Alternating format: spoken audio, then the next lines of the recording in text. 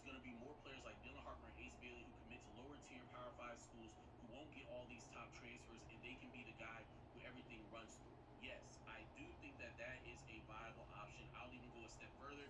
I think that you can see some players who start going to really good mid-major programs.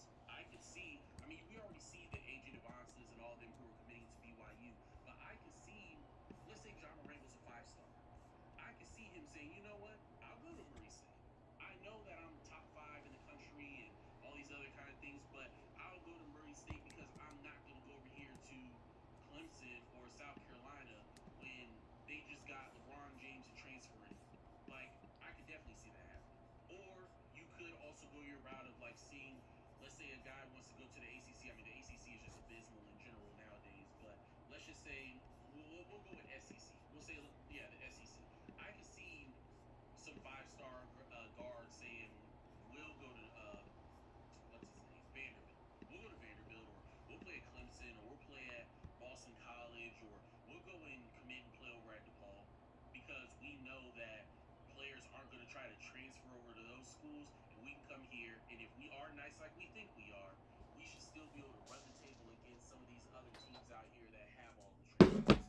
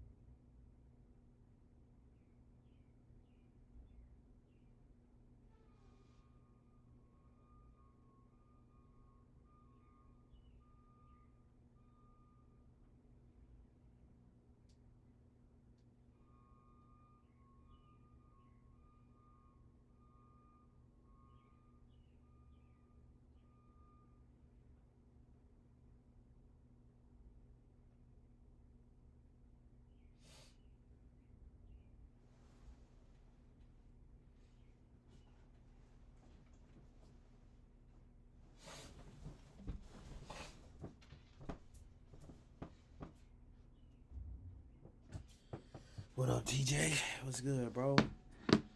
Last week, what we do? Shit, I ended down $1,100 or so. This week, I'm looking to go crazy. We had a lot of moves happen during pre-New York today. We had this move. We had this move. I watched them all. It's good to see it. I watched all of these happen before the trading time. It's good to see that supply and demand is holding though. So we just gotta be ready. We might get this tap on the 15-minute, or we might get this tap on the. We might get this tap on the 5-minute, or we might get this tap on the 15-minute right here. So that's a 15-minute right there.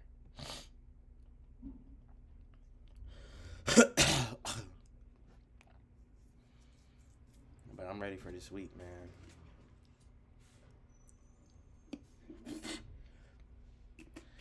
I am lowering my risk to $500 a trade this week just to get on the road, bro. I need to get back in groove and get back in good motion. But yeah, I'm gonna go 500 a trade this week and see where we end at that last day.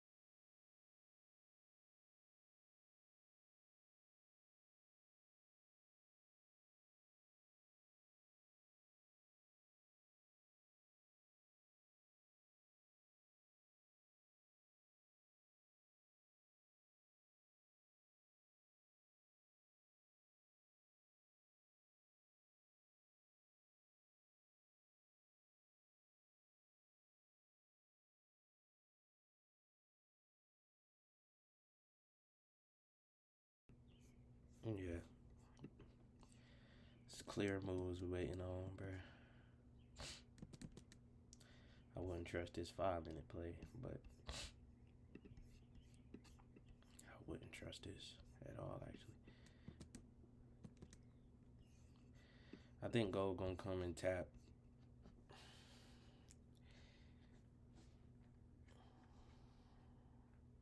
To be honest.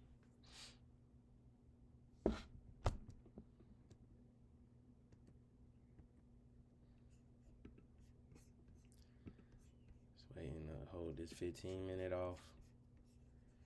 Boom and boom. Keep pushing up. For sure.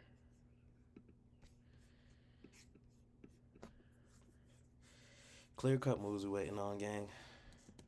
I'm laying down though, bro. I be needing to keep my mind calm right now. Think I'm done with TikTok. Well, I can't be done with TikTok. I just gotta go on TikTok. I'm not gonna be on TikTok every day. I might go on TikTok every couple days or so. Because I'm not focused on chatting. Focused on trading. Chat is cool, but I gotta lock back in real quick.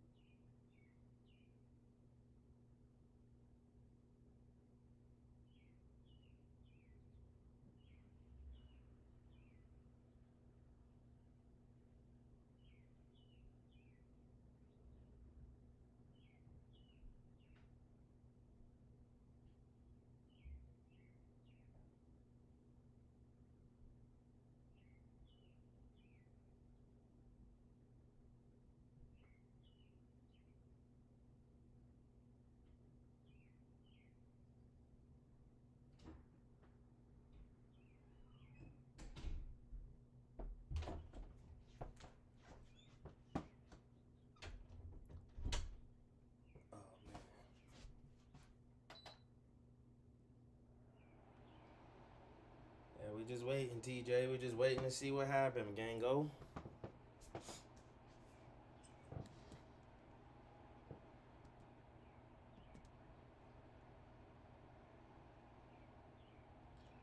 I think this about to buy up.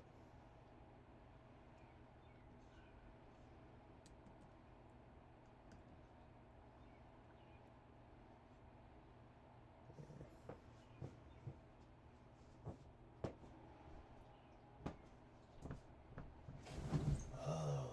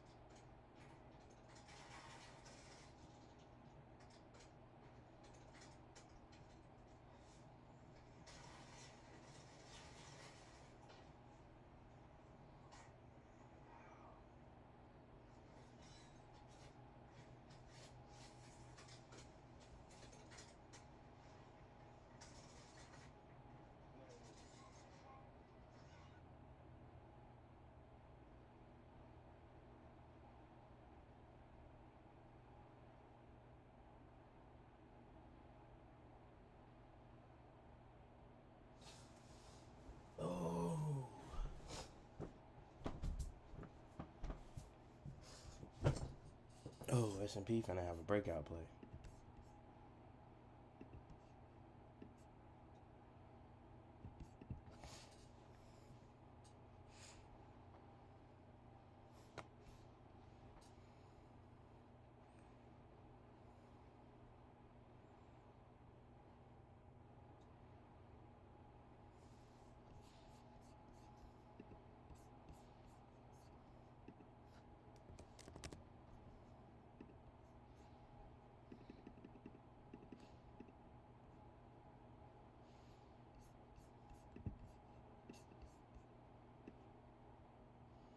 S&P finna go for a breakout.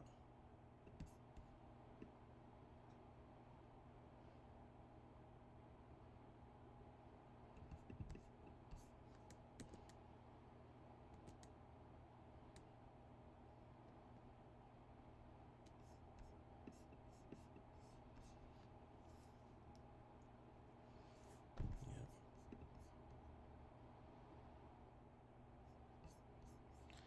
Not in this, not in this, not in this, not in this.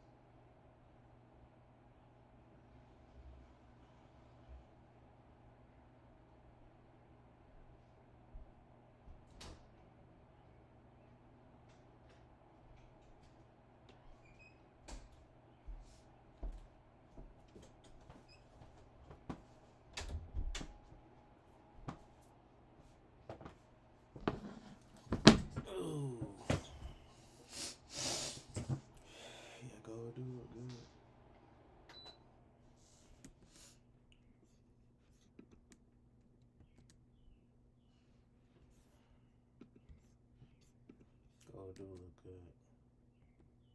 All of them look good for real. I hope they all react exactly how I want them to. All of it look good. I'm not gonna lie to you.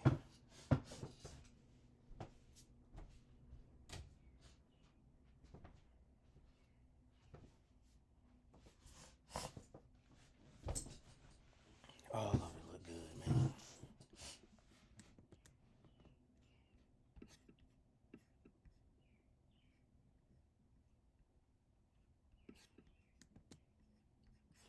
Oh, the breakout. Yeah, I'm not real fond of the breakouts, but I mean they legit completely broke out of this range and closed above the blue EMA after having this change in character right here. You know, but my overall bias is bearish, so I'm just waiting for sales. Come back to that same supply zone it just created to make a further drop. I hope gold don't hold us out right here. You know, gold to do this right here and take off again. So I hope gold don't do us like that. But we gonna see.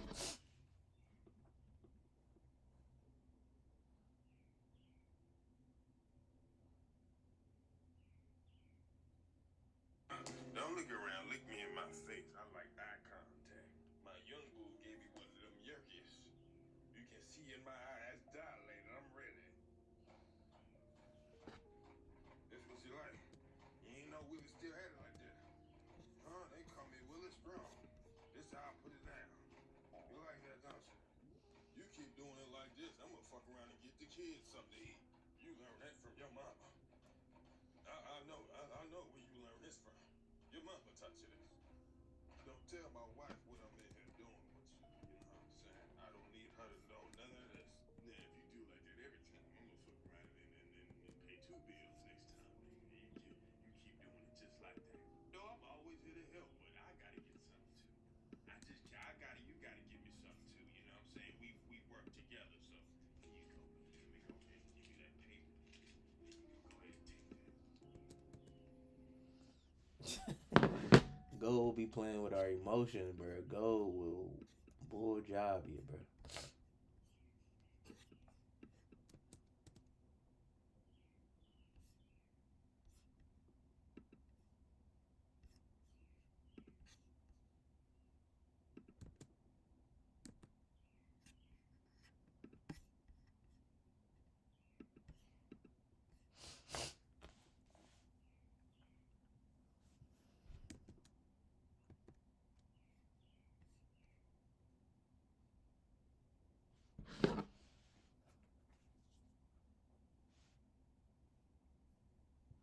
And I don't like how them kids is up there reading off their paper for their Easter speech. Because my mama would have whooped me for every word I can remember.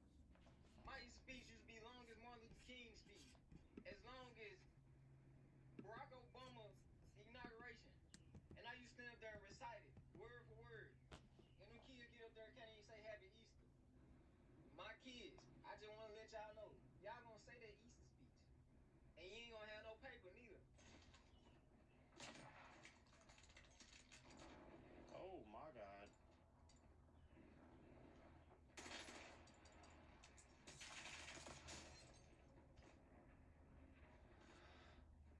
Whoa!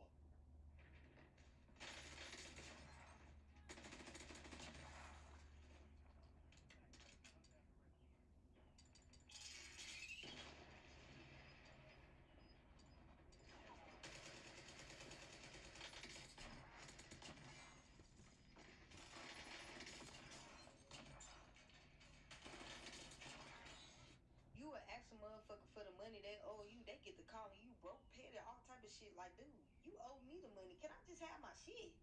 You would ask a motherfucker for the money they owe you, they get to calling you broke, petty, all type of shit. Like, dude, you owe me the money. Can I just have my shit? You would ask a motherfucker for the money they owe you, they get to calling you broke, petty, all type of shit. Like, dude, you owe me. Take Tyreek Hill. Hey! want to try this one more time. The scariest thing on this earth is a nigga from New York that was raised in the projects who got a relaxer. Good night. The scariest thing on this earth is a nigga from New York that was raised in the projects who got a relaxer. Good night. The scariest thing on this earth is a nigga from New York that was raised in the projects who got a relaxer. Good night. The scariest thing.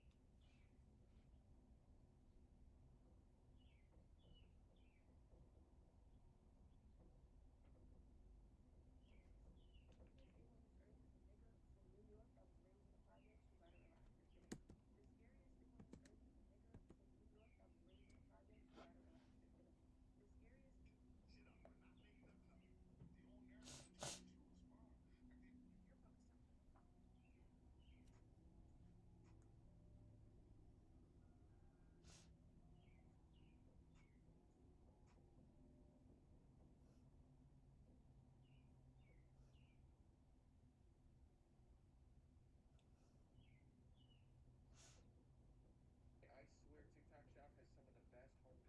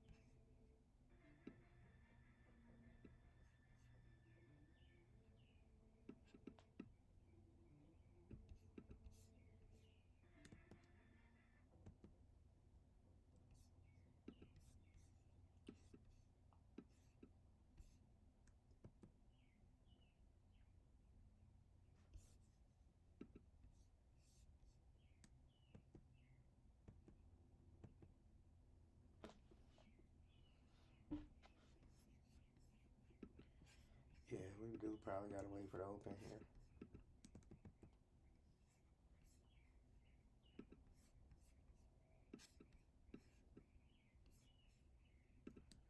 Probably are gonna have to wait for the open. I'm gonna just go lay back down then. Well, actually, let me just chill. We gonna watch some.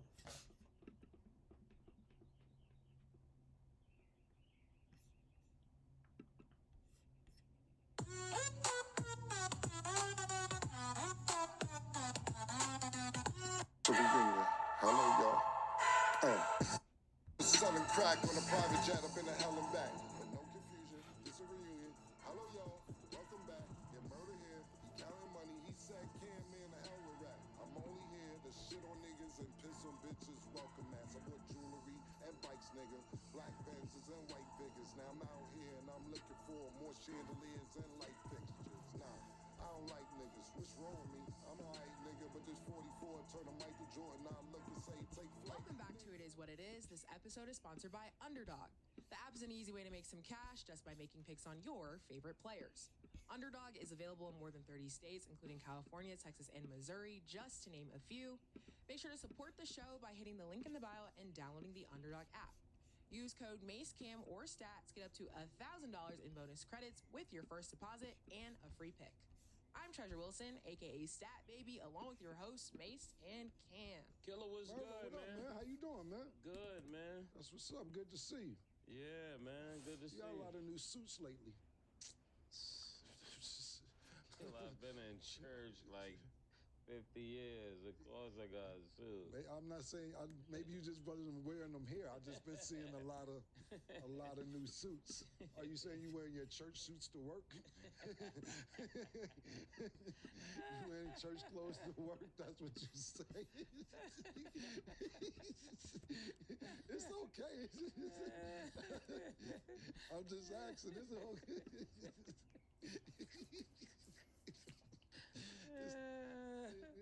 I was gonna pop up on you too. You gave the address of us. I'm gonna pull up on Peachtree. I'm pulling up.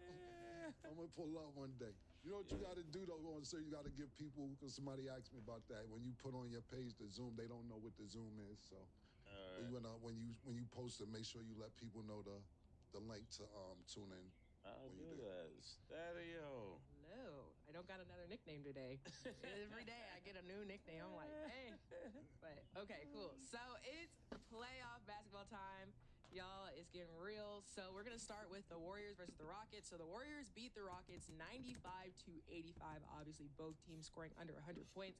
When speaking about the Rockets, Steve Kerr said they're not a typical modern NBA team. He also said it felt like 1997 out there. So, Mace, do you agree with Steve Kerr's point? And then how do you feel about this matchup? I like the way that the Rockets tried to play in the first quarter. They just fell asleep in the second quarter. And the way they're playing aggressive and they're making this a real physical series, I think their goal is to wear Stephen Curry paws down as the series goes on. Maybe at 31 yesterday, but they're looking forward to running him down. But I must say, I like this Golden State team. I like this Golden State team for a lot of reasons. They seem to be very mobile. They seem to be able to produce from every position. Pause. And it's been a long time since I've seen a Golden State team that could produce points from every position. It seemed like everybody is playing on many cylinders, and this is a scary team to think that they came in seventh and they already beaten the team that's number 2 by 10 points in the first game on their home court. It's not like that we were in Golden State. We was in Houston and got it done. So I really like this. That's why I'm wearing Golden State blue, you know. You picked the Houston Rockets to win. I know things change, Ken. I understand they always change. It's always on the move. It's on the move. Title Town's a revolving door. Title Town's a revolving door. It's an RV, killer. Not a problem. He said it's an RV killer. Man. I actually thought this game was really good. And what happened is it's kind of like, and we're going to get to a few different games, the lack of experience showed today. They killed Golden State in the offensive rebounding. Like, Golden State played small ball the whole time, but their defensive, they had too many defensive packages. Pause. Like, it would look like they was playing a 1-3-1 at one time. Then it went from a 3-2. Then they was man-to-man. And it was even to the point when I'm watching the game, I'm like, yo, is Steph Curry, why is he in the paint on defense? I don't have that stat in front of me at the moment, but Houston had to have at least 25 offensive rebounds. I may be exaggerating, but it was crazy for their offensive rebounds. But the experience showed. I watched Steph after the game, post-game, and he was like, yo, he doesn't get rattled. It seemed like they came out jittery. It wasn't about jittery, he said. It's about, you know, that every team's going to make a run. We got to think about this. Golden State in the third quarter was up 23 points. By the time the end of the third quarter came, they was only up 9. Then the whole fourth quarter, the Rockets tried to push it but couldn't get within 4. Now, Steph was just being Steph. The fucking shots he was hitting were just ridiculous. But you think at the plus-minus, their plus, I was just looking at this, and I had it in front of me a little while ago, but you're plus 14 when Jimmy Butler's on the court. Then you're plus 17. You know, I call him Brandon Skeet because I can't pronounce his last name. White boy lefty from Golden State. Plus 17 when he's on the floor is amazing. The only one who really did any type of damage for Houston was Şengün. He was giving them fits, and he had a great playoff debut, but no, he had 0 help. Van Fleet had 10. He just got 10. I think Dylan Brooks had 11. Besides that, no other Houston Rocket had double digits. Jalen Green was he was at. He was missing. But that just goes to show the experience. Now, they're young and they're feisty, and we'll see what happens next game, especially they have a great coach. But this was just a team coming to make a statement. Before the game, I think they showed how many games the Golden State Warriors had in the playoffs. They're starting 5 against Houston starting 5, and 3 of Houston starting 5, that was their first playoff game. Steph had 172 playoff games. Jimmy Butler had like 100. It was crazy, the starting lineup with playoff experience versus the starting lineup for Houston with their playoff experience, and I think that was the factor today. Yeah. Besides the outlandish shot Steph was in. Yeah, and I think Golden State, this might be the best defensive Golden State team I've seen. And since they had like Sean Livingston and Iguodala, this team looked really good on defense, and I think that's what they're not getting the credit for against a team like the Rockets, because you got Amen that was not present. I think he had about 7 points or 8 points. Then you got Jalen Green only having seven. This speaks to the defense and attention to defense on this team. So when Draymond say something like, "I think we could win it all," he might be on to something. I'm not ready to step out there, but if they could keep this defense up, they could really be dangerous. After the game, to add on to that, when they were interviewing Jimmy Butler and they was asking him about it, he said, "Well, Steph's going to be the reason that we win it all." So he basically said the same thing that Draymond said a few months ago, that they're going to win everything, and that's what he said in his post game interview. Does your internet bill keep getting higher? That's because promo pricing is full of secrets. At Google Fiber, there's no install fees, no nonsense. It's the same price every month. Visit fiber.google.com to get the same price we've offered since 2012. Okay, so you guys have both given Ime Udoka credit for being a great coach, and the NBA award finalists have been revealed, which we'll get into the other categories throughout the week. But for Coach of the Year, basically the three finalists are Kenny Atkinson for the Cavs, JB Bickerstaff for the Pistons, and then Ime Udoka for the Rockets. Kind of curious on you guys' opinion. Would you lean more towards Ime Udoka, or you think another coach should kind of have that? I think the coach from Cleveland definitely wins it. This Cleveland team came out of nowhere. I know that Detroit definitely came out of nowhere, but when you come out of nowhere and end up at the top, that got to be the greatest coaching job, especially when you got a white boy named Tyrone getting 30. This is amazing, and it speaks to the coaching. It speaks to the coaching and putting your players in the right position to be able to have these type of games, especially coming off the bench. And I know we're gonna get to that later, but that would be one of my reasons. I think when I seen the way that team was playing and how these role players are coming off the bench, getting 20, getting 15, getting 18, that speaks to the coach, because he's setting them up all year to say you're going to be the difference in the playoffs, and they all answered the bell. For me, and I wouldn't be mad at Cleveland or Houston, but for me, it's Detroit's JB Bickerstaff. Uh, this is a coach that was actually coaching the Cleveland Cavaliers last year. Donovan Mitchell didn't want him there, gets fired. So you're sitting there, we're not saying that, different pieces, but you basically got a team with the same superstar, Donovan Mitchell, who was in the playoffs last year. Detroit was giving out chicken wings and movie tickets to come to the game.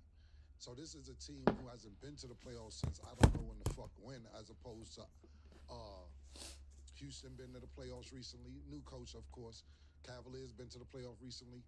But when you go from giving out chicken wings and French fries and tater tots just to come to the game when tickets are $1.72 to get in the stadium, to get in the number 60, they didn't even go to the playoffs. I mean, the play-in. They're actually in the playoffs. I got to give it to JB Bickerstaff, but I'm not mad at any of these coaches being nominees. Okay. So now you got to talk about this Thunder versus Grizzlies game, because the Grizzlies got smacked 131 to 80. So OKC's 51-point win over the Grizzlies marks the fifth biggest margin of victory in NBA postseason history. May's going to let you go first. I know it's just game one, but does this kind of diminish how you view the Grizzlies, or is it just game one? Yeah, this game was disrespectful. I'm just gonna go out on a limb and say that when you talk about somebody like the Grizzlies, to lose by 50 is just uncalled for. I think it looked like It's a just high school uncalled team for. varsity playing JV. It looked like JV wanted to play the varsity team. The coach said, "Okay, I'm gonna let y'all scrimmage on Friday." They've been talking wild crazy, and then they got against the team and lost like this. It's just everything, I think, is going wrong for the Grizzlies, and Ja got to do more than what he did this game, and especially. I'm looking for Edie to show up with. It's just this whole entire team. There's no way I thought that, even me and all the expert things people think they know, nobody had the Grizzlies losing by 50.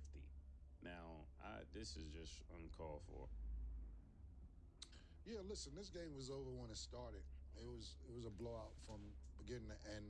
When you're looking at the minutes, I watched the game, but then I just was like had that shit on mute after they was up 40 points. But you're looking at I'm looking here at the minutes. Shea Gilgeous, pardon me. Shea played 23 minutes. Chet played 21 minutes. J Dub played 20 minutes. Harnstein 20 minutes. The starting five nobody played more than 23 minutes. They didn't even play 2 quarters. So that goes to show how quickly this game got out of hand early if the starting five didn't play a full 2 quarters.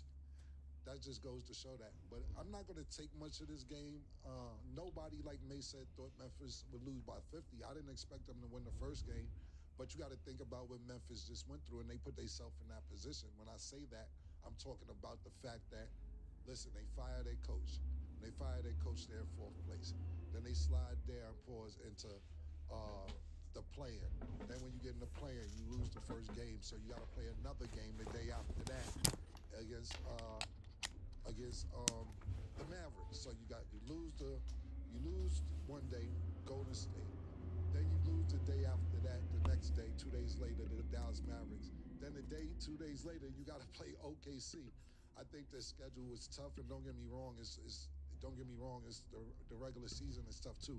But this is fighting for your playoff life, their last 2 games, and now you go against the number 1 team in the NBA.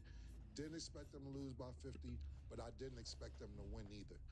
We'll see what happens next game if Memphis comes back with a little. I don't think this was nothing but mental. Like I said, Ja Morant's a superstar. They have a decent team. What I will say is that it's new coaching. We don't know exactly what's going to happen with that. But I'm not going to take much of this game. But losing by 50 is definitely unacceptable. But they had a rigorous week. Yeah. I'll attribute it to that. Yeah, and pause. They just look too small out there, for real. Just I know they added Scottie Pippen Jr. He been balling out, but they got to decide what they're gonna do with that team because that team is too small. Like when you got people out there looking like they're 6'2", 6'2", 6'3", and that's the entire wing. That's just too small to win a championship. I know Isaiah Thomas and Joe Dumars did that, but they was playing supreme defense. This they didn't do it with that. So last night he used Hims. Honestly, nothing better than when a guy breaks this out. I seriously can't stop thinking about Hims. Thank you for the best. Okay. And then just to be clear, because you guys do kind of have opposing thoughts on that. So, Mace, you think it's more physical for the Grizzlies, which is their negative side. And then, Cam, you're saying it's more situational, coaching, kind of mental? Well, what I'm saying is that look, ain't no motherfucking secret OKC had the best record. Right. Yeah. It ain't who the fuck been fucking with OKC. But to lose by 50 is I think some of it is mental. Mason made some great points. They're playing a 3-guard offense.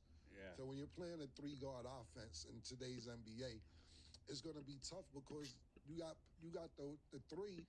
The average 3 is 6'7", 6'8", maybe 6'6" if you're lucky. The 2 is anywhere from 6'4" to 6'7", and then you got a point guard that's 6'2", maybe 6'3". So he's right. It's a 3-guard offense, and they're looking small. We just talked about Golden State. They look miniature to Houston. Yeah. They had Steven Adams out there, Shagun, pardon me. They look small. That's why I want to see the style in the offensive rebounds, because when I'm looking at them run the defense, talking about Golden State, every time me and Bezo watching this, Steph is down there in the paint, can't get no rebounds. Steven Adams shoving them around, Shagun shoving them around, but they were getting steals before it got to that. And that's what attributed to it. So I'm not disagreeing with Mace. I kind of agree with Mace, actually. But 50 points is mental. Memphis is better than a 50-point loss to Oklahoma City. Now, I'm not saying Oklahoma City hasn't been dominating, but 50 points, some of it is a little, I'm attributed, like I said, to the rigorous week they had trying to get in the playoffs. Because you think about it, sorry, Mace, last thing. Sorry about that. Because you think about it, we just seen the same thing, even though it's a seed lower. The 7 seed beat the 2 seed on their home court. Now, they ain't got no Shea Gilgeous-Alexander, no motherfucking Chet over there, nothing. But everybody, Houston's young, they gonna be running, they gonna, no. They NBA, they got the home court. Nah, nigga. Niggas got smacked by the old niggas. Old niggas smacked niggas yesterday. Draymond 35, Jimmy Butler 35, Steph 37. Oh, Houston is young. Oh, they got the youngest team in the NBA. Didn't work. Draymond had 35. Oklahoma City's young. Wait a minute. But not to beat. They don't have a chance if Draymond's getting 35. They don't have a chance in hell. When you talk about mental, you're absolutely right because the mental. They don't got a damn chance. If Draymond had 35, oh, gee willikers. If the coach is not focused, he doesn't have a game plan. This is his first time there. Everybody there is like discombobulated because they're looking for that continuity and they don't have it. Now they're playing against this team that's OKC, but this is what 20 games better look like. When you won 68 games versus 48 games, this is what it looks like. It looks like 50 points. New hotness can get pushed around too. We seeing it. So the Celtics beat the Magic 103-86 post-game. Jaylen Brown said, "We're just getting started. Today was my first game back after a while. It's the playoffs and it's the best time of the year, so I'm excited. This is what I live for. I'm feeling a lot better, moving a lot better, so I think that's great." Mace, how do you feel about the Celtics gameplay? At first I thought the Magic could play with them. It was looking like they could play with them in some capacity. Ben Carroll showed up, but he was out there by himself. It was Ben Carroll versus the entire Celtic team, and it seems like the guard play and the Celtics are getting better. You know what I always talked about, after people win a championship, their confidence go to a new level. White looks like a new player from last year.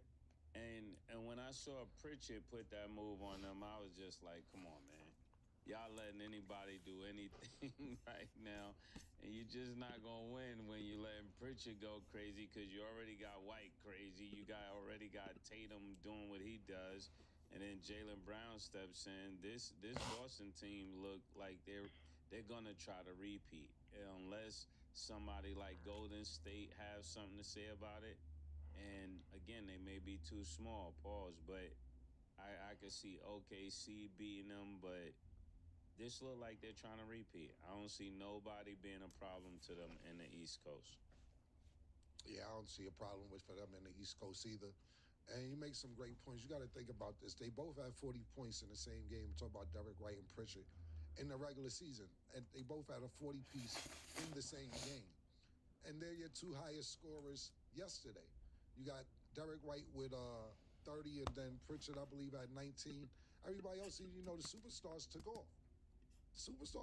And that's how deep Boston is, man. It ain't really much to say. Banchero was Banchero, but at the end of the day, Boston has a deep team, and they're very well coached as well.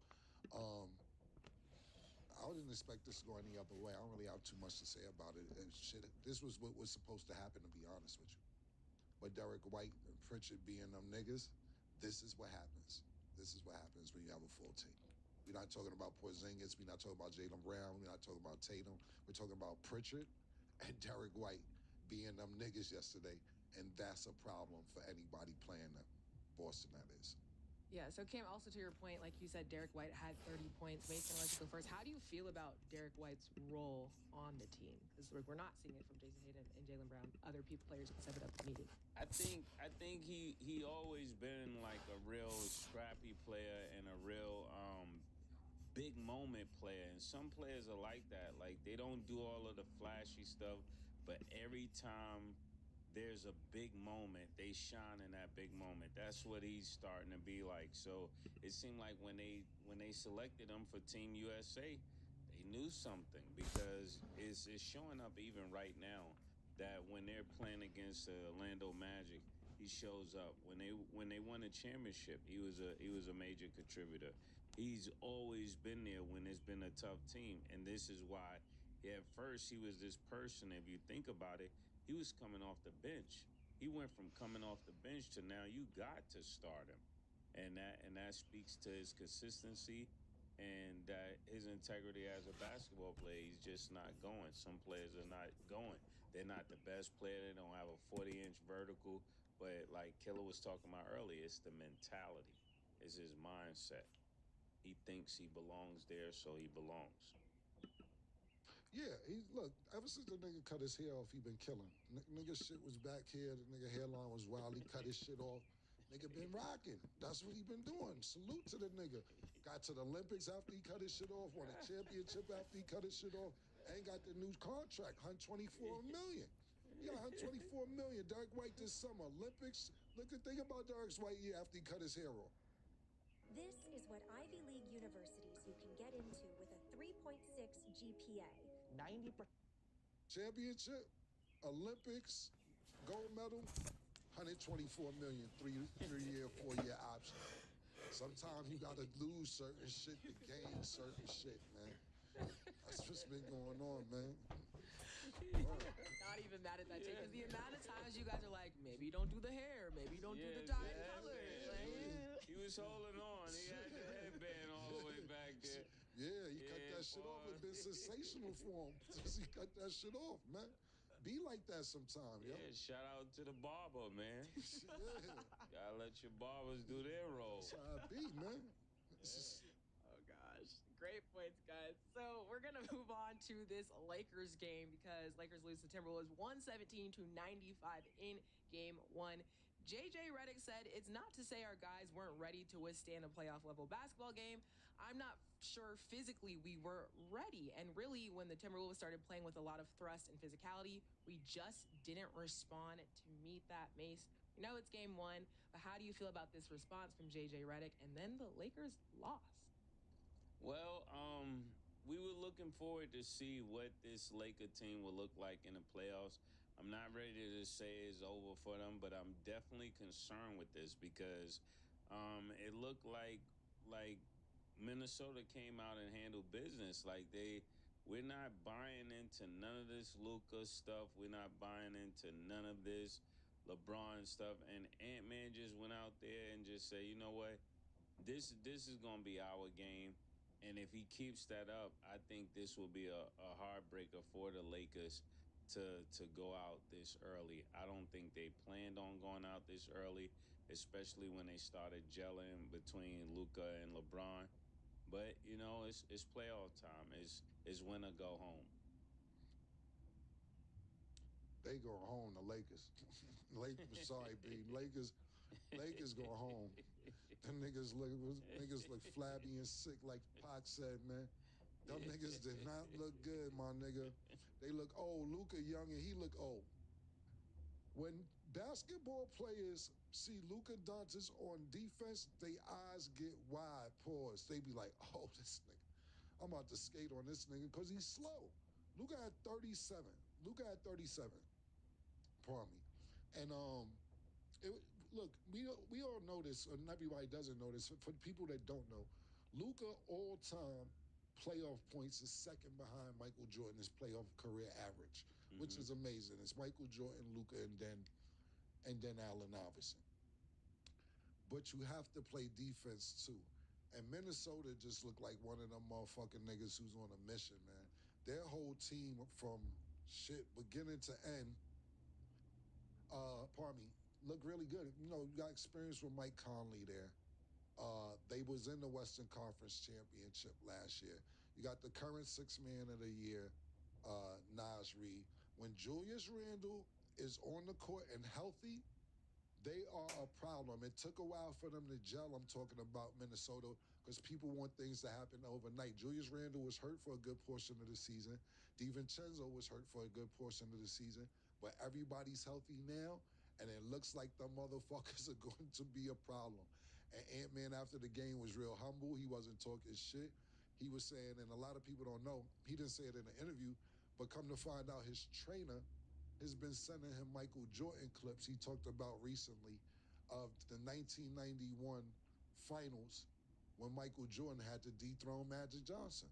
And his trainer told him, you can't go around under or beneath pause. You have to go through pause the king to be the king. And this is your opportunity. You swept KD last year. You have an opportunity to send LeBron and Luka home this year, and we'll see what happens from there. But I think Ant-Man is embracing that. Because even in the post-game interview, the nigga got the loop earrings. The Jordan shit, nigga wearing loop earrings. I said, ooh, I ain't see a basketball player with the loop. Nigga feeling himself. Yeah, he got the loop, niggas. That's Jordan shit. That's loop. That loop earring. That's Jordan. So to Ant-Man point, not point, to his trainer's point, he's right. You got to dethrone these people that were your idols if you want to be these people one day. And he's on a great track to do it, but I'm actually going to pick Minnesota to win this series. Now, they're not going to shoot 21 for 42 from three every game. Their three-pointers, it was looking like fucking NBA jams. Niggas couldn't miss. It was ridiculous. They're not going to do that every game. But if they stay healthy, they look way more physical, way more faster. You asking LeBron to fucking do fucking sweep the floor, clean the gym, turn the lights. The nigga's 40, B. He's 40, my nigga. Austin Reeves, you got to step the fuck up. You got to step up, bro. That's just that. I think them niggas this season, they're like 65, 70% wins when he averages over 20 points this year. The Lakers I'm talking about. Whatever so he has 16. That's not 20.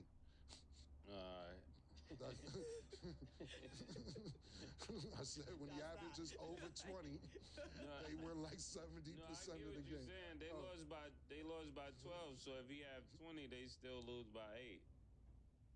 Say that again. If he had 20. Yeah. Yeah, but it's the game changes. It's an aggressive 20.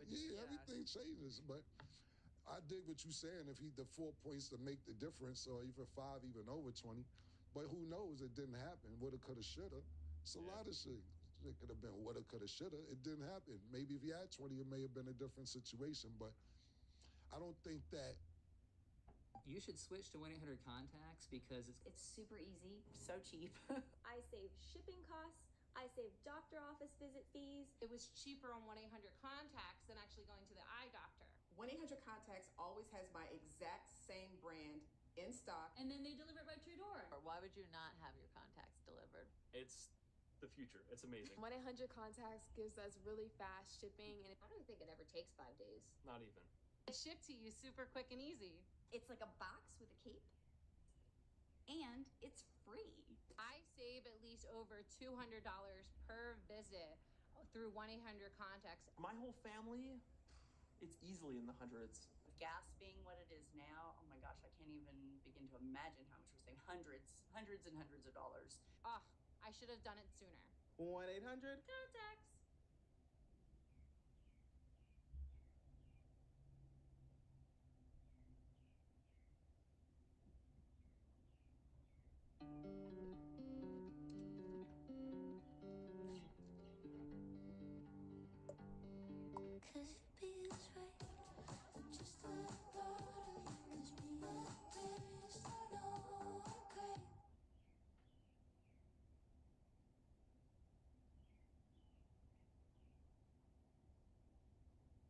Memphis is going to, Minnesota's going to shoot that good, but it didn't look like Lakers were doing good. Luka's too fucking slow. He's a liability on defense. Great offensive player. Defense, he is a liability. They're going to have to fix this and hide him on defense. We'll see what J.J. Redick does. They're going to have to hide him. They do that with Steph Curry. They be hiding Steph Curry in defensive packages in different places so it don't look that bad when he can't go in there, because Steph Curry a lot of times is a liability on defense as well. What I don't like about what J.J. Redick said, everything but blaming himself. Yeah. He don't. Oh, he wasn't ready. I'm not going to say they wasn't physically ready, but mentally. Where's I got to do better at? Yeah. Accountability. Yeah. I don't like that. Where's I got to do better? What happened to I got to do better? You're the head coach. You take the responsibility of losing just like you take the glory of winning. A little more accountability, JJ. Yeah, he definitely gotta be aggressively accountable, especially to be better as a coach, because that's something you do when you're trying to get better. If you start hiding in the wing of who's responsible, then the team gets stuck in growth. So when you're talking about even the Lakers, they have to get to this place where they hold Luka accountable to try to play D. Yeah, we know you can't play D, but at least try. Act like you want to play D. Smack the floor. Put your hands out. Oh, no, I ain't going to hold you, man. He looked like he trying, but he just slow as shit, man. I'm like, shit. Because he looked like it.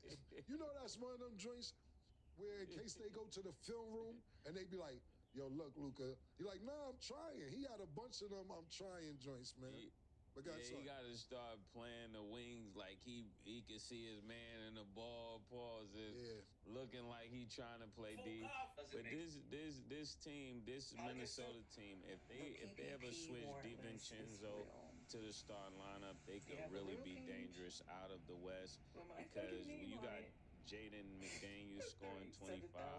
Like you said, Julius Randle doing what he does. Rudy Gobert is going to change a few shots, and you got Ant-Man. So if they were to switch Mike Conley out, bring Mike Conley off the bench, this becomes a really dangerous team. But you know, that's a part of knowing what to do and when to do it. Hopefully, as the season goes on in the playoffs, they'll make that change because that'll turn them into a championship contender. Because Mike Conley is going to be too small for Shea. It's just what it's going to be. Yeah, I think right now, I think this is a perfect lineup because it gives them depth off the bench. Like a lot of teams, that's the Knicks' problem. Even though we're gonna get to that, Cameron Payne had a great game, but you're gonna need some depth. That's one thing that OKC has too. You got 8 players playing, 9 players playing, and to your point, Mike Conley, he definitely has playoff experience. But you know, if he ain't doing good, you bring him out. You know, it's and I don't disagree with you. I think DiVincenzo is definitely capable of starting. But we seen year after year after year, Manu Ginobili sacrifice for the team. Sit down and they won them championships because there's a bunch of years Manu Ginobili should have been starting, but for the sake of the championships, he came off the bench. Now let's slow our fucking roll. Me personally, trying to compare DiVincenzo to Manu Ginobili, he got a long way to go before we compare nigga to Manu. Let's not lose concept of who Manu is. But I'm just giving that kind of scenario. We'll see what happens. Yeah. Okay. And I agree with you because it's just like they switched. Who was that? Naz Reid, who used to start for them. They switched him out, brought him off the bench. He get 23. The guy they put in for him, Jaden McDaniels, he get 25. So that's what I'm talking about. They make that change. You might get a different DiVincenzo because right now you're just getting 9 from him as off the bench, and then you're getting 9 from Mike Conley as a starter. You switch that out, Mike Conley come in and get 16 because now he knows when he comes in, look for your shot because everybody else is already balling. Okay, so Cam stamped it. He basically said this might be the time Ant-Man dethrones the king. He sees Minnesota potentially winning this series. Mace, gotta ask you, because last time I checked, the Lakers was your team. Do you see the Lakers winning this series, or do you see the Timberwolves winning this series? I think the Lakers still could win it. It's just this next game is definitely going to determine that. Yeah, it just took off on us, TJ. They could still win this series. But if they get down, it's just taking off on us, bro. It's just gonna be impossible. Gotta be, you know. You just gotta wait. But it don't look like we're gonna get no trade today. I'm not gonna lie. I think there's some Minnesota like everything took off from us. Hopefully we get some pullbacks. I wouldn't doubt that we get nothing. Really beating the Celtics. I don't think OKC could beat them. I think if there's any team that really will like beat them convincingly, I think it will be this team because Ant-Man will get up for them. And then, want to know your thoughts on that. Nah, Stat, I really like that question because Mace just ducked it. Is that still your team? It's my team, man. Save Nick, save this right here, please. Just save it right here. Yeah. Save it right now Nick, today. Those who know don't say, and those who say don't know. Yeah, thanks, Stat, for refreshing. Who knows who's his team year to year? Well, day to day, actually, hour to hour. Man. Titletown keeps moving by the hour. So we're having a meeting, you know.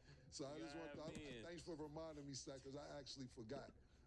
Now, what was the exact question? Yeah, basically, so to Mace's point, he was saying on the West, the Timberwolves have the best chance at beating the Celtics, basically. Yeah. So what's your opinion on that? You know, that's tough. I mean, I swear to God, driving here, Bezo asked me who do I think is going to the championship, and I actually said if we're going off one game, we're going off one game from everybody. who's actually played one game. I like Minnesota in the West the most now.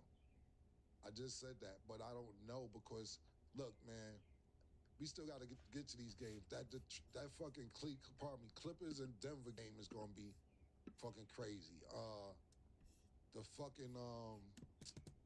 see what happens with Memphis. I'm not going to write Memphis off just yet. I'm not saying they're going to win the series, but come on, Memphis. Come on, let's get us 6 games at least. But if we're going off one game, yeah, I got to go with Minnesota off one game. I really like the Clippers, which we'll talk about in a minute, but when you got fucking Ben Simmons out there, Ty Lue. You blaming it on Ben? I'm blaming Ty Lue for having him out there. Now, listen, I did it. That's one of them joints. Look, we'll get to the game. We'll get to it. Yep, and that's the next game, Clippers versus Nuggets. What player specifically is going to have to step it up? We will discuss after the break.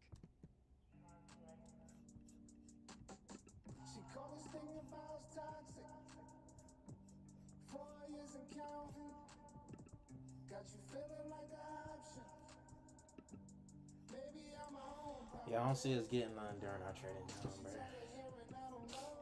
We got finessed before, unless it go in tap. So we had this move. This shit could have happened. I just wish it would have happened at 7:30. We had that happen already. We had this happen already.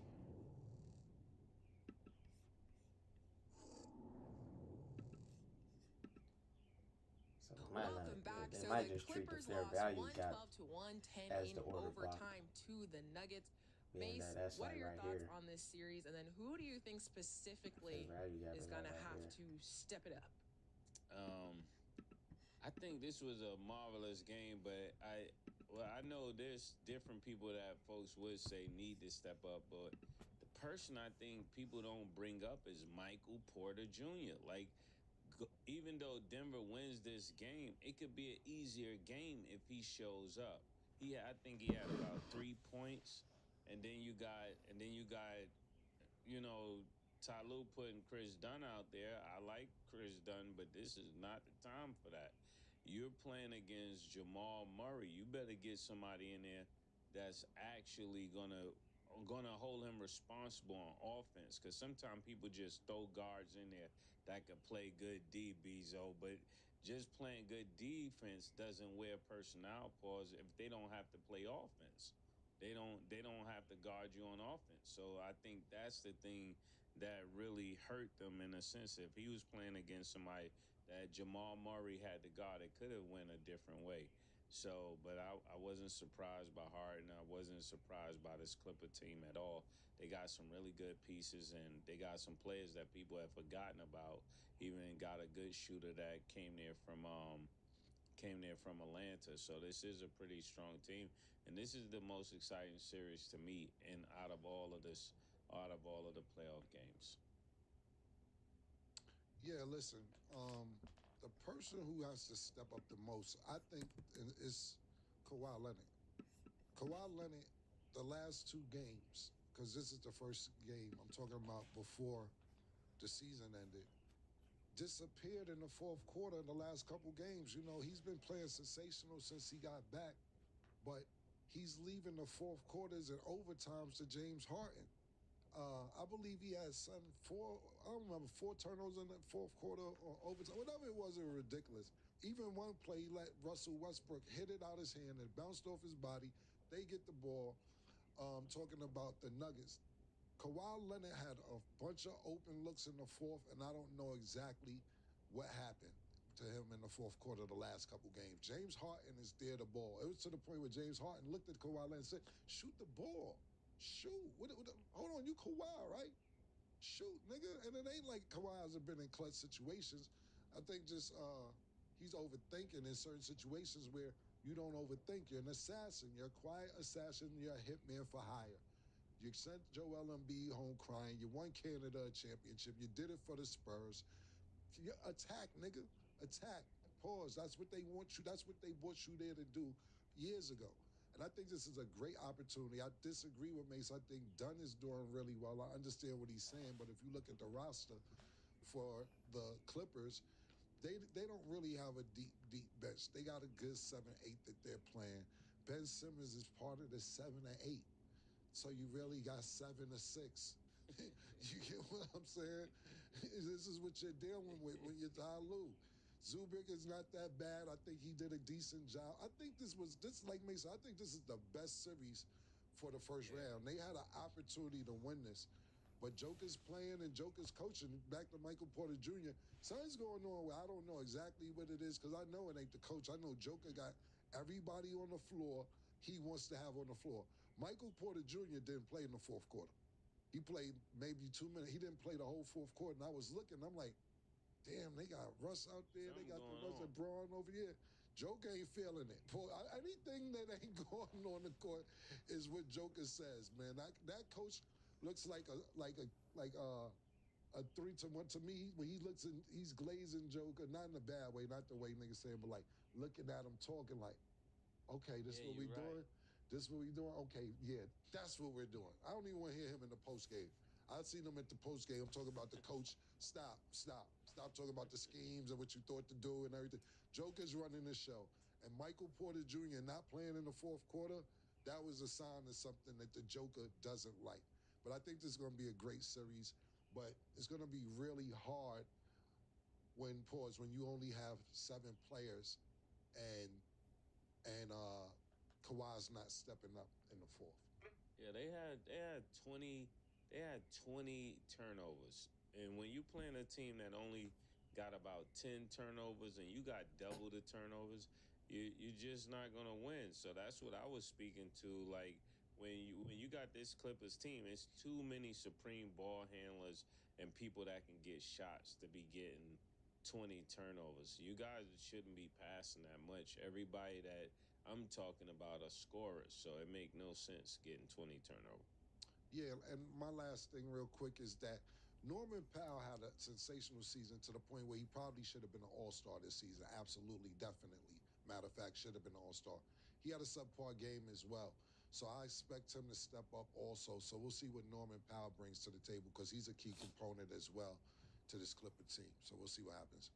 Okay, and then I want to bring this up, not even to be funny, but I just want to look at the facts. So obviously, we know Ben Simmons did have some injuries. Just looking at his stats over the past couple of games, so versus the Nuggets, don't start. we gotta address it. Okay, Leave Ben Simmons alone. This is Sunday's Leave Ben Simmons alone. grade air-dried dog food. 90% meat, 10% superfoods, 0% synthetics. It is only one of 2 foods in the United States that offers complete and balanced nutrition with 0 fillers. It's real food! Very rarely do you see such a short list of not only easy to pronounce, but familiar ingredients.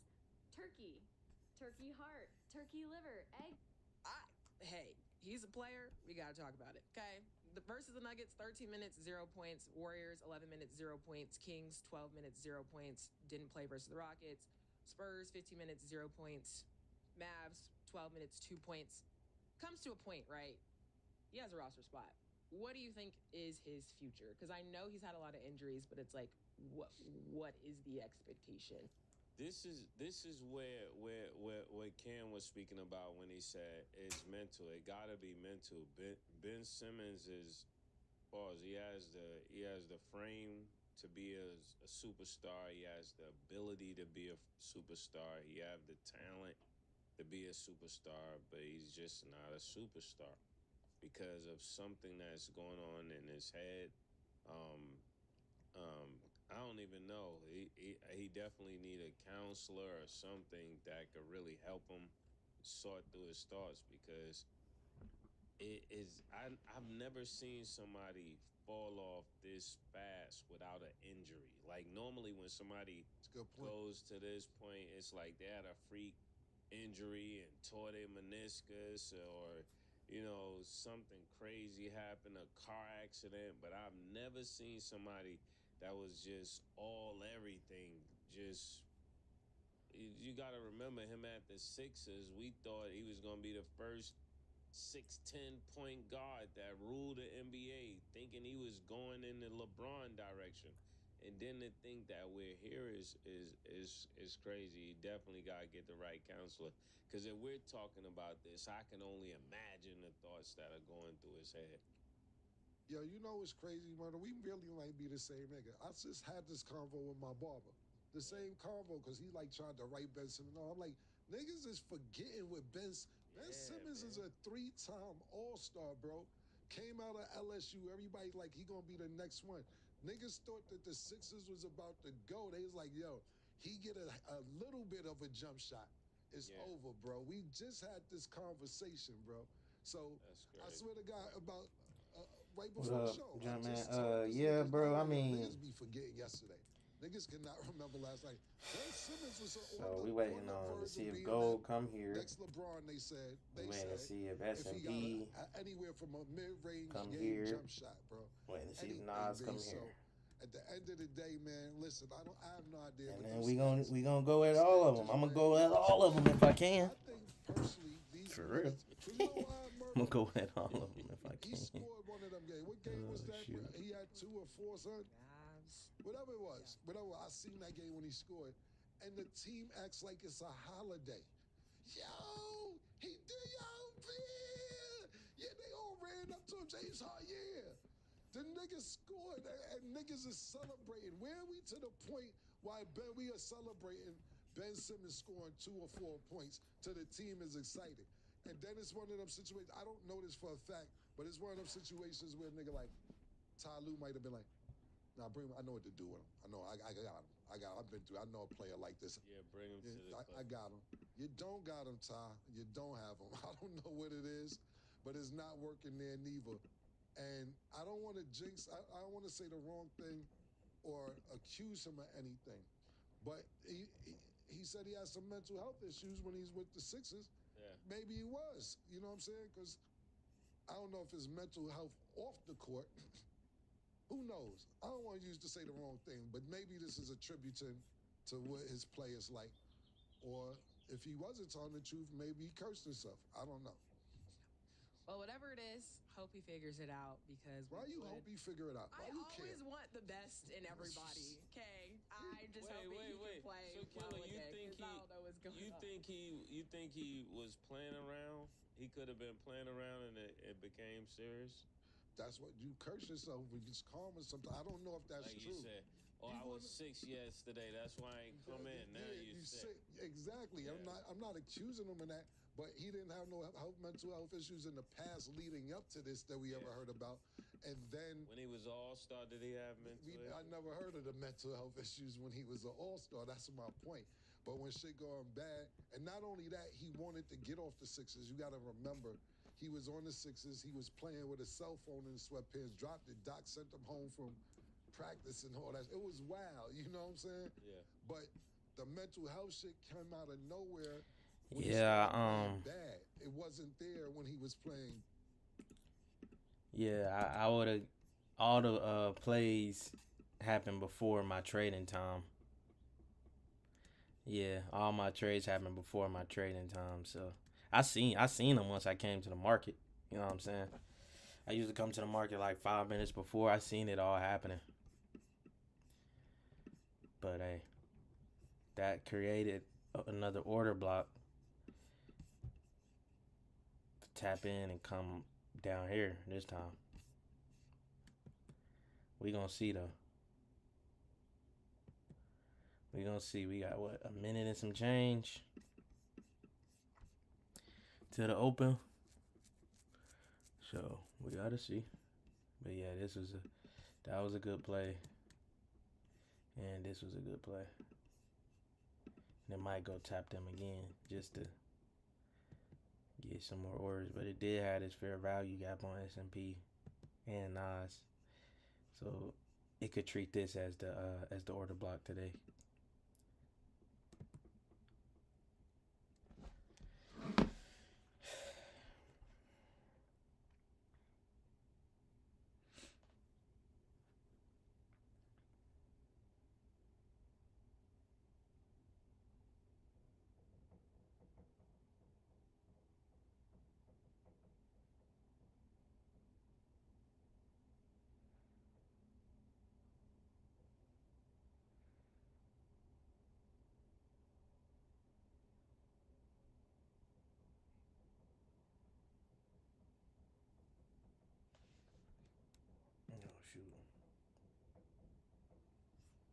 I want to see what it's gonna do.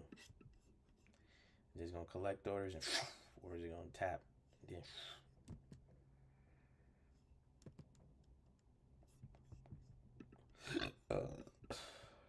excuse me. That's a lot of retracement for gold. You know, gold may retrace sometime and then might not the next day. Gold may retrace every single supplier demand one day and then the next day it'll leave every single one.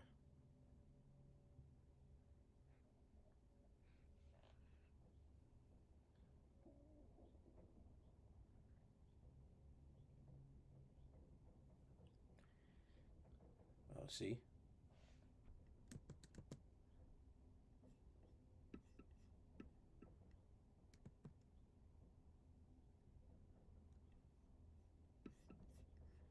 Oh, and this is a 5 minute, so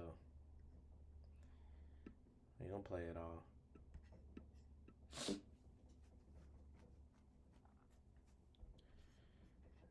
this is what we want. I just hope this is what we want though. So we gotta tap. So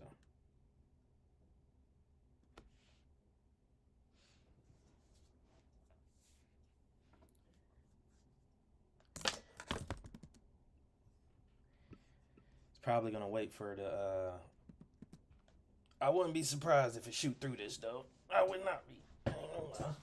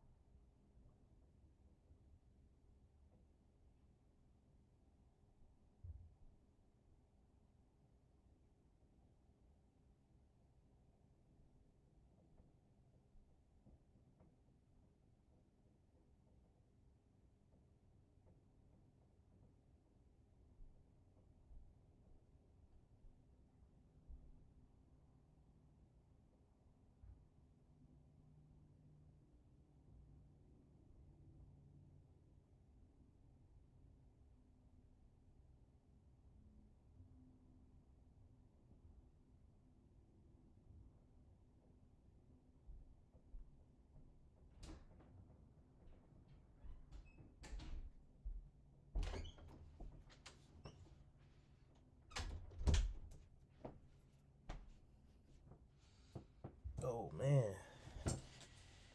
Yeah, they both look good. Everything looks good. Everything looks good. I ain't gonna lie to you. Everything looks good. I really want to take every trade. I'm not even gonna lie to you. I want to take everything.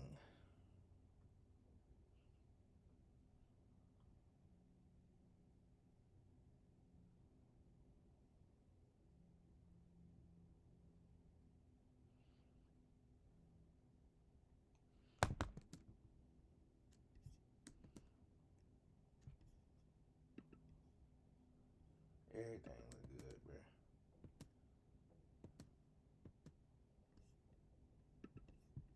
See how Gold trying to do us. Gold want to leave us so bad. Gold want to leave us so bad.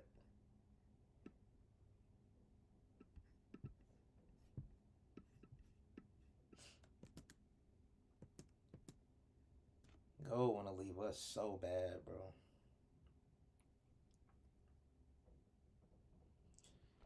Yeah, it might be over. And these stop losses are getting kind of to the point where I'm not going to take the trade. Yeah, I'm not taking this. Yeah, I won't be taking this. This is too much. You're right.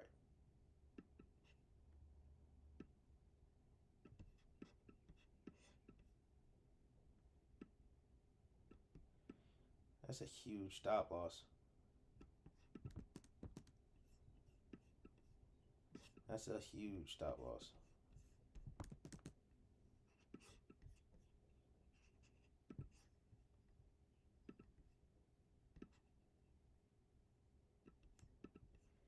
Those are huge stop losses.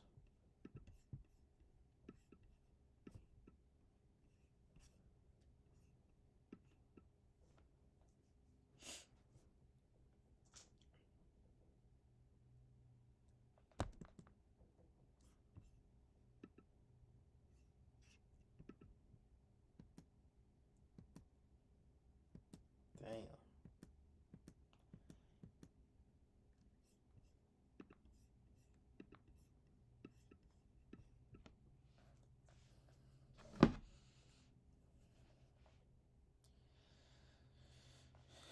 Your gold ain't trying to tap no supply.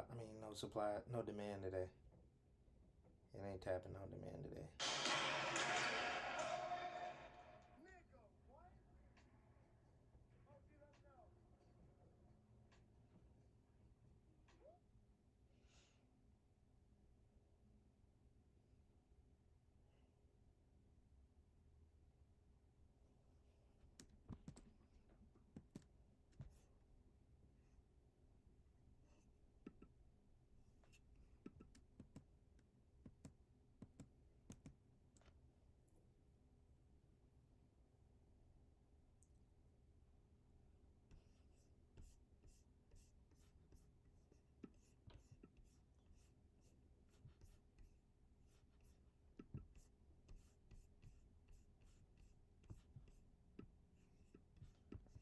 Dang, gold.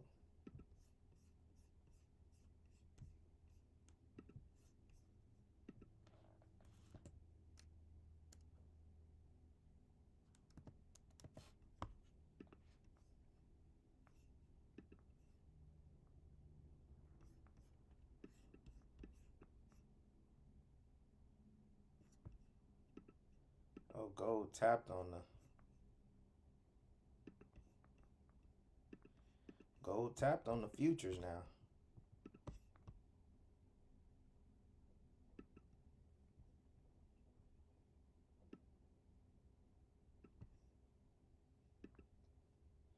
Dang.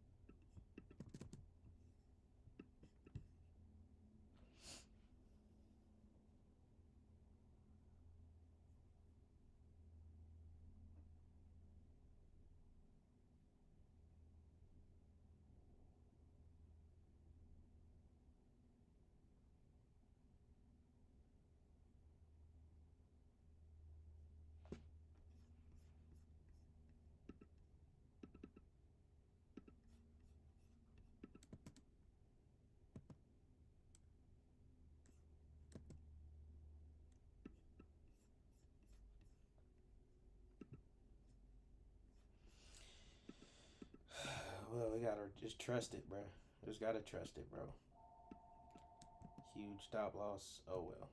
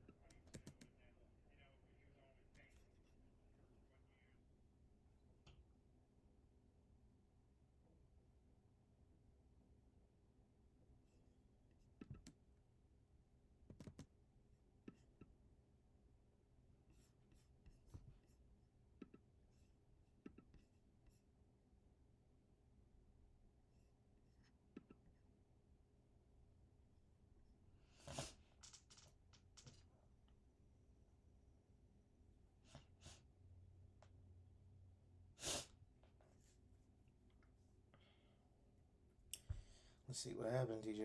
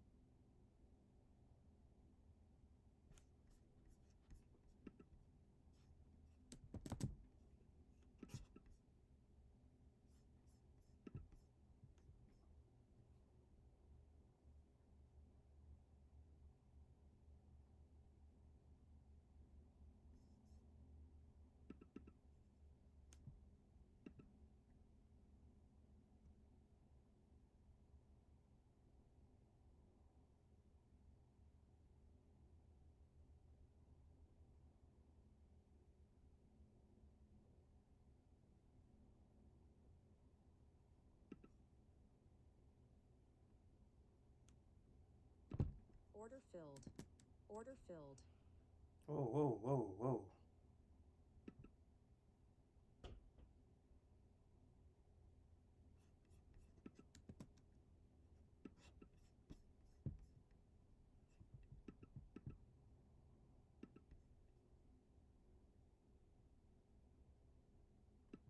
Order filled.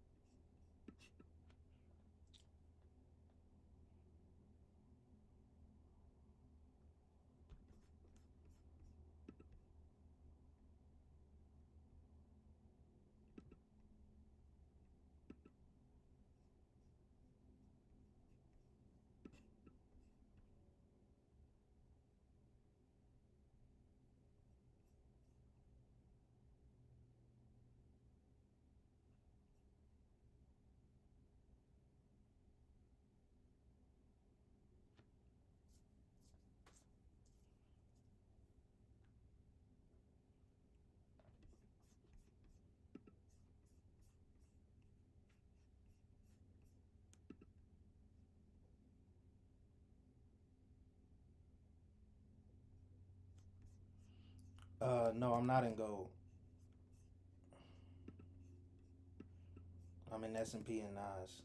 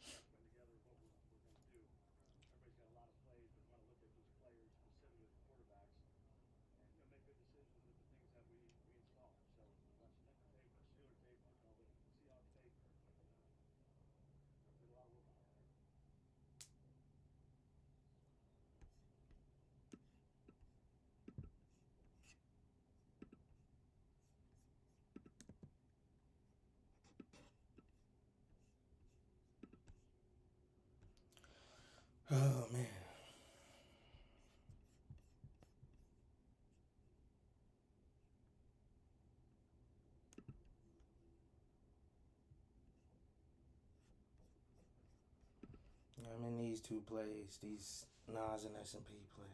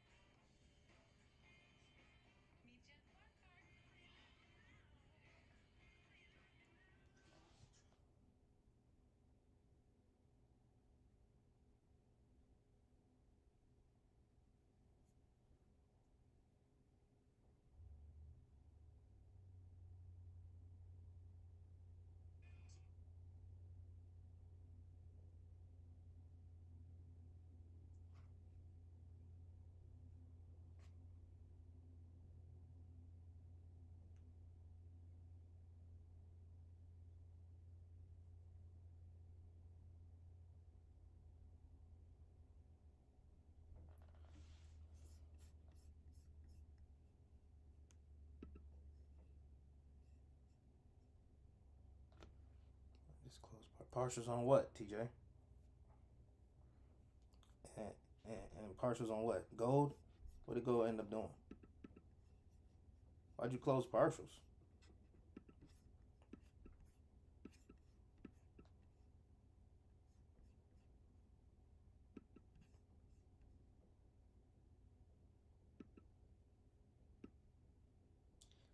Yeah, it tapped on the what's it called, chart.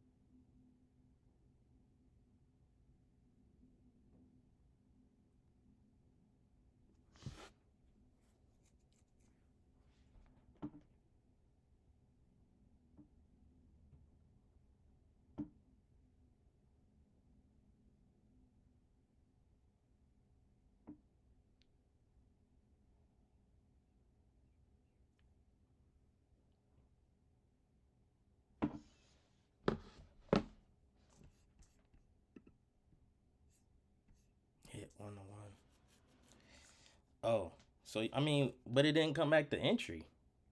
I don't know how you got stopped out, bro. That's all I'm saying. You should have been waiting with me, man.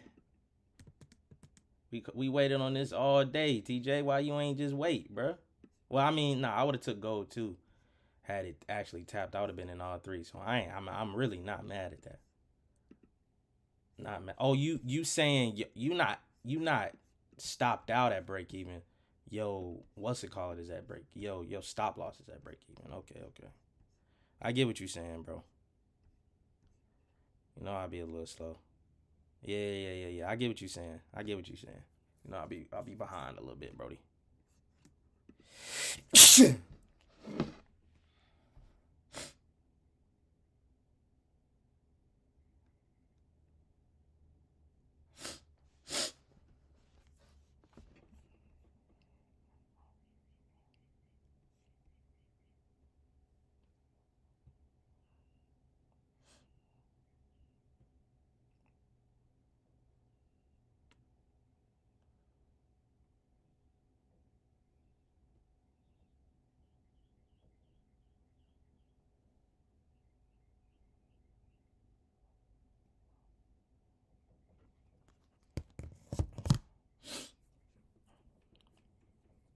Come on, 1-to-1s. Come on, 1-to-1s. Damn, bro. Let's go ahead and get this going.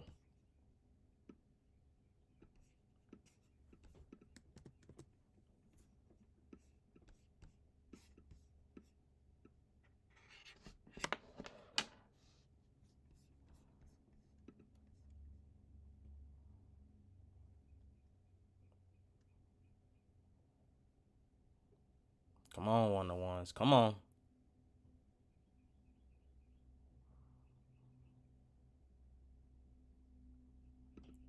Order filled. All right, Nas is done. We out of Nas. Come on, S&P. Nas hit. Come on, S&P.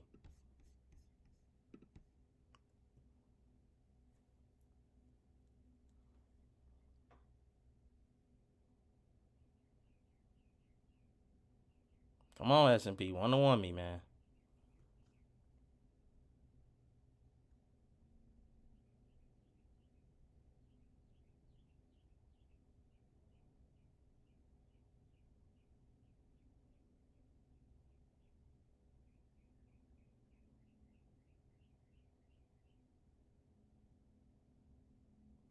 Come on, S&P.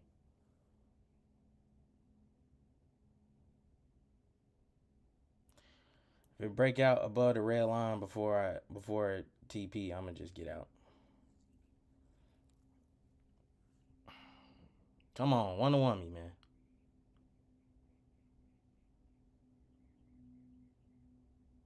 Come on.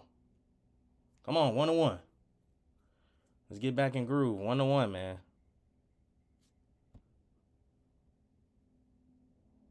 All right, I'm gonna take that. I'm gonna take that. It was a good day, man. It was a good day. That was good trading right there. That was patient trading. We waited literally all day for the plays to happen, and we $400 in profit. We back in the green. Like, bro, that's picture perfect trading. $1,500 made today, man. Real talk. That's picture perfect trading right there. That's the way you get back in the green, bro. That is the way to get back in that green, man. It did not hit smash 1-to-1. We gonna leave that up there. Fudge it. We got us 1-to-1. I'm still in it. Oh yeah, you going 2-to-1s.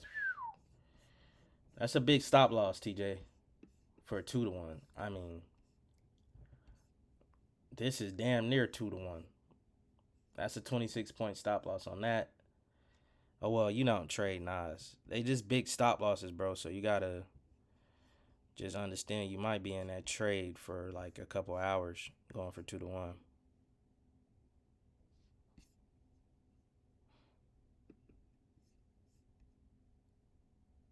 Yes, sir. Good dubs.